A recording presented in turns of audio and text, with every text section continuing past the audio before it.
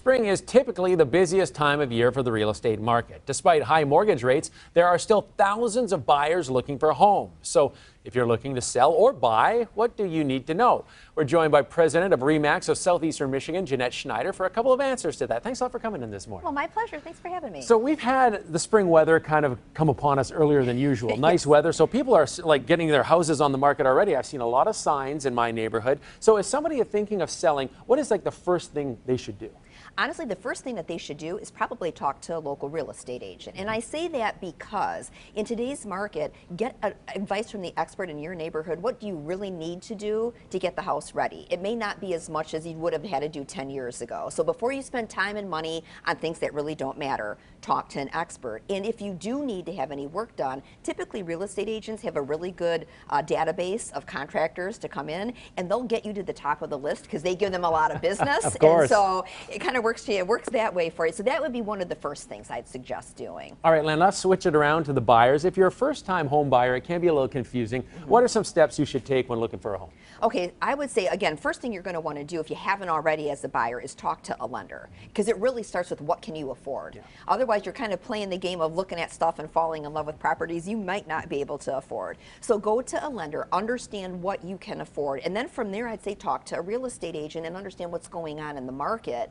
And if you're buying, whether you're buying by yourself or buying with, with somebody else, sit down and put together your list of must-haves, because there's certain things that you just absolutely need to have in a house. Maybe it's the number of bedrooms, the fenced backyard, whatever it is for you. Get really clear on the need to haves versus the it'd be nice to haves. You know, you mentioned it all comes down to what you can afford. Now, sometimes you think you can afford a house because it's listed at a certain price, and you make an offer, and all of a sudden you learn, oh, it's going for much more than that. Yeah. Exactly. So what can you do as a buyer to maybe sweeten the pot? Is there anything to do other than adding money onto an offer that can make your offer more attractive to a seller? Well, there's potentially a couple of different things, and obviously cash is king, money is king. But something you can do, especially in a market like today, is if the seller hasn't yet bought a new home, offering them occupancy. Offering them time to stay in the house after closing, maybe where they don't have to pay you rent to stay there. That would be one thing to do that doesn't cost you a lot as a buyer.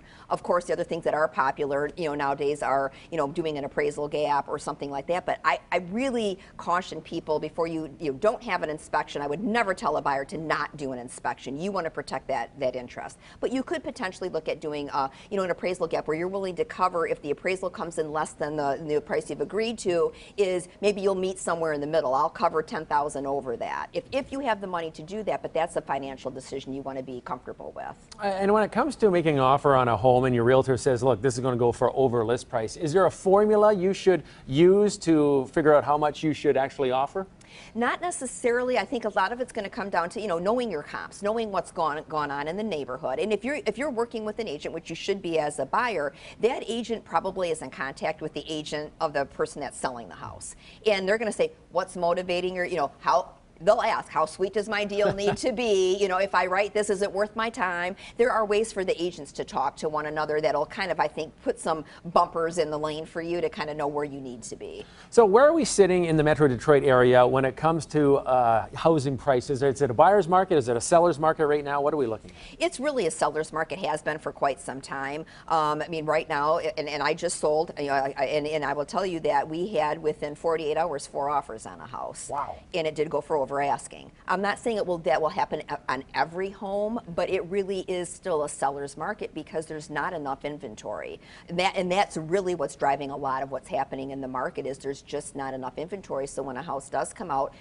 buyers flock, and like you said, we start outbidding each other because there's not a lot. This is a house I want. I'm going to go all in on it, and that's what we're seeing happening in many cases. So we're still in that situation where even though mortgage rates are relatively high compared to what they have been the last 10, 15 years, it's because of the lack of inventory that's keeping the prices elevated? Yeah, I mean, I would say more than interest rates at this point. Interest, I mean, yes, they are higher than they had been, but people are starting to adjust to, hey, they're in the 6s. They've been in the 6s for a while. And if you look historically, it's not a bad rate. 6 is not a bad rate historically. And I think people are coming to terms with that. The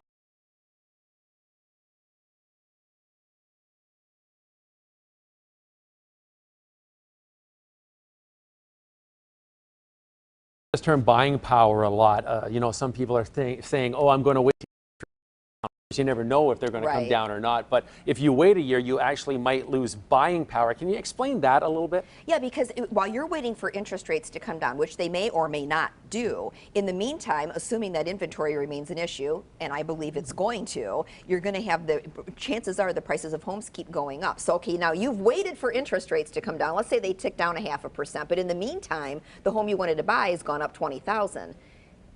Have you really won? Exactly. At that point, have you really won? When we look at the state, is there any certain hot spots, more hot than others? You know, I would say the markets that tend to favor, first-time home buyers always seem traditionally to do well. So like in Metro Detroit, you're going to say, Livonia, Westland, that area, St. Clair Shores, that area, Royal Oak, Ferndale, Clawson, that area. They've got good housing stock, brick homes. They're well sought after, well-made homes. They always do very well. But with inventory right now, you could almost, throw a dart at a map and say it's a hot spot. Well, if you're looking to sell, it sounds like you're lucky. It's a good time for that.